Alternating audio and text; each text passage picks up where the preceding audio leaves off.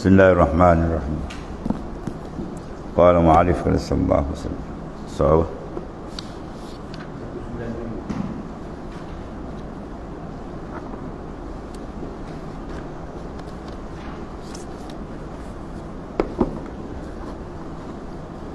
Qala mu'alif rahimallahu ta'ala kata sallallahu alaihi wasallam, kalau dilihat sifat marah mengerasi padanya, dia rasa tak tahan, dia nak lepas penampau misalnya, nasihat haruslah ia bersifat sopan santun dan berdiam diri.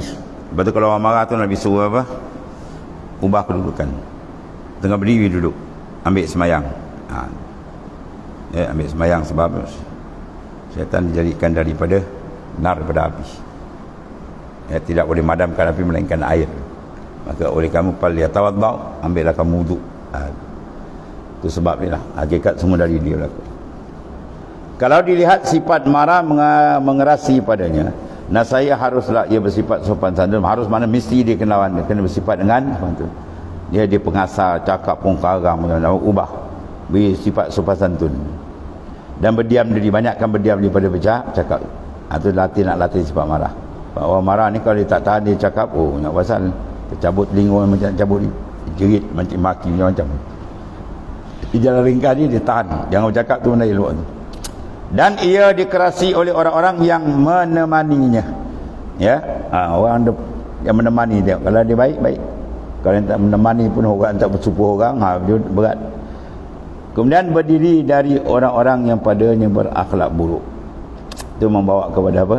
Payah untuk diobati bila dia berkawan dengan orang yang buruk akhlak.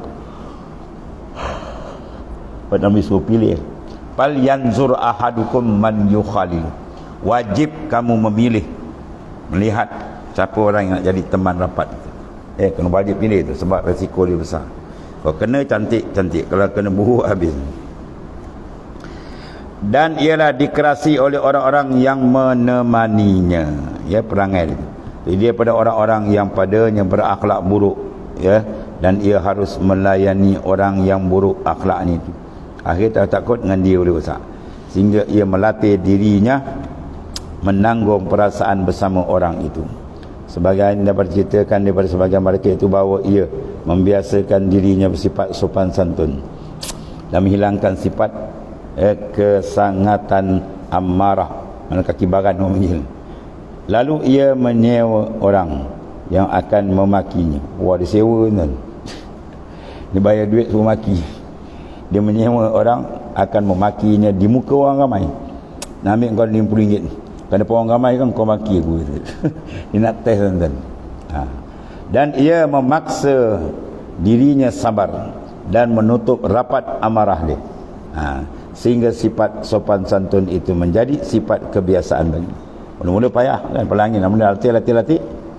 Di kepala angin, latih di kepala angin. Jadi angin sepul bahasa. Mana akhlak dia lembut pula, daripada kasar lembut. Boleh. Banyak kan berubah. Sebab apa berubah? Bagi kita dia baru. Sifat baru dia berubah. Al-alam mutaghayyir wa kullu mutaghayyir hadisan. Al-alam hadis. Mana disebut alam dia mutaghayyir, dia berubah. Maka dua perkara ada kat sini. Kalau dia tu orang yang rasa jahat, dia tak mustahil dia boleh ubah. Sebab sifat dia makhluk, dia boleh ubah. Dan begitu juga orang tu kalau dia rasa dia baik, jangan dia sedap sebab dia boleh ubah. Pum terbalik tu banyak. Hebat pum terbalik. Dan banyak sebalik juga. Tunggu pum terbalik jadi baik pun ada macam-macam.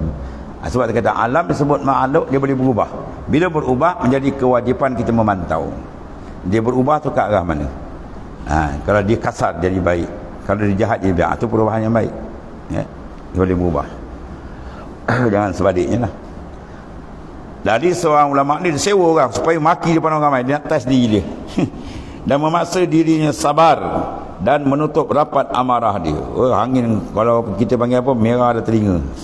Ditahan. Besar pahala dia dapat, dia bisa tahan. Sehingga sifat sopan santun pula menjadi sifat kebiasaan. Tukar habis dulu kepala angin, cakap kasar kan, dah bagus dah, lemah lembut orang ni, tak ada pelangin, penyabar. Itu semua apa? Benda yang harus boleh berlaku. Dia boleh berubah. Sebab nama kita pun makhluk alam. Dan kita ada al-alam mutaghayyir.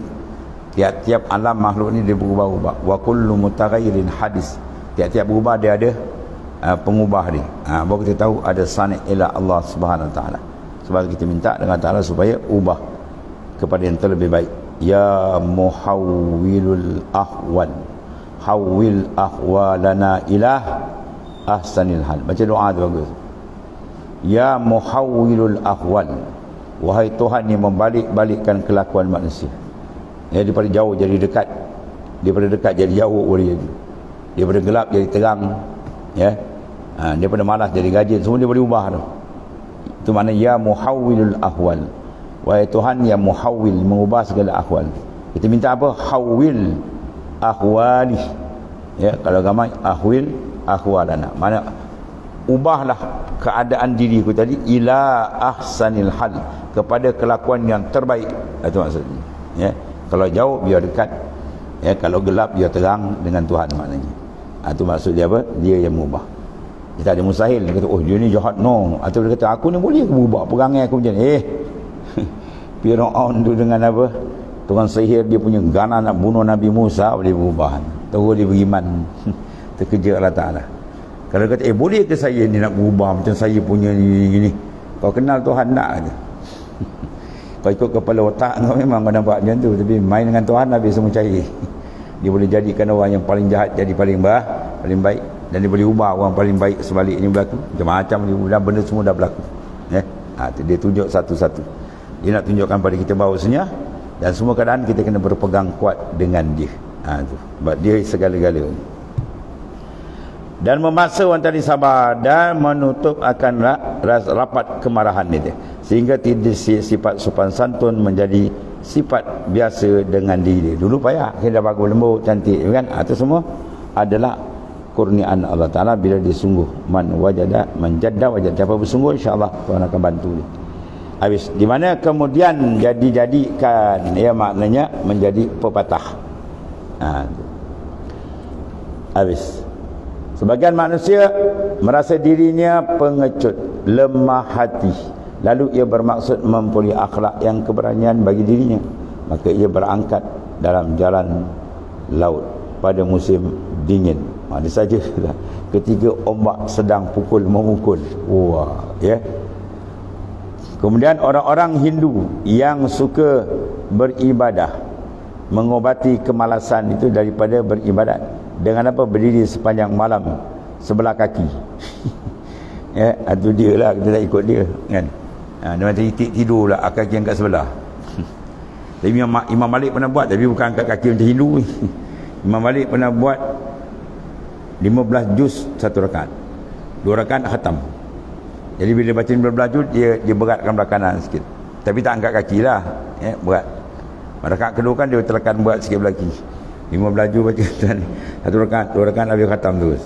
Ini 2 bulan tak khatam.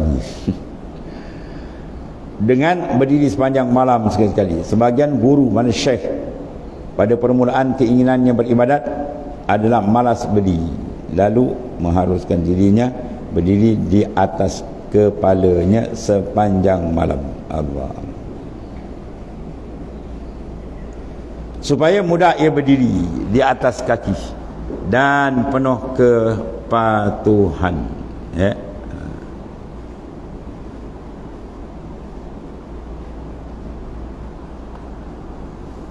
Allah, dia macam-macam cerita kita tengok ni, latihan-latihan dibuat oleh Sufiah. Sebagian mereka mengobati dirinya dengan kecintaan kepada harta. Sebagian mereka tadi mengobati dirinya dari kecintaan kepada harta. Dengan apa? Menjual semua harta. Dia punya harta banyak, orang buat baik, orang mau dijual habis, kan. Dan melemparkannya dalam laut pun ada juga, kan. Atau kita lemparkan bagi-bagi miskin, kan. Macam-macam dia orang buat ni.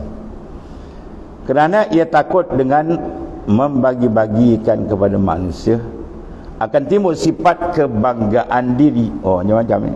Dengan sifat kemurahan itu dan sifat-sifat demikian pakaian tersebut, seperti riak dan pemberian tersebut tadi. Jadi dia buang apa semua, macam-macam cara.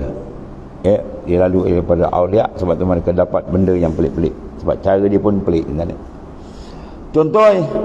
Contoh-contoh ini memperkenalkan kepada anda, ia makna jalan mengobat hati, dan tidaklah maksud kami menyebutkan obat tiap-tiap penyakit, ya, sungguhnya yang didiam. Dan demikian akan datang nanti pada kitab-kitab yang masih tinggal, yang akan dibaca akan datang. Habis.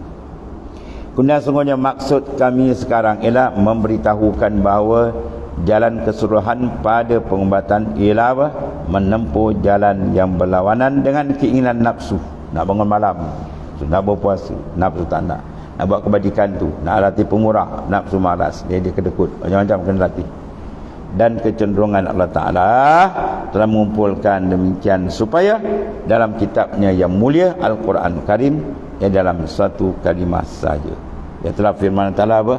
Wa amma man khafa maqama rabbih wa nahan nafsa 'anil hawa fa innal jannata hiyal ma'wa. Ini ayat cantik tadi. Semua Al-Quran itu hebat-hebat. Wa amma man khafa maqama rabbih, dan ada pun orang yang gerun, yang takut akan makam kebesaran Tuhannya, ya. Dan melarang dirinya daripada keinginan yang rendah, keinginan nafsu. Dalam dia top up supaya kuat iman dia, kemudian dia blok nafsu dia. Kalau gitu sungguhnya syurga tempat kediaman dia. Fa innal jannata hiyal ma'wa, sebab dia melakukan pembersihan akhirat. Kemudian pokok yang penting dalam mujahadah, wallahu a'lam. Bismillahirrahmanirrahim. Alhamdulillah. Sayyidina Maulana Muhammad. Alhamdulillah. Subhanakallahumma.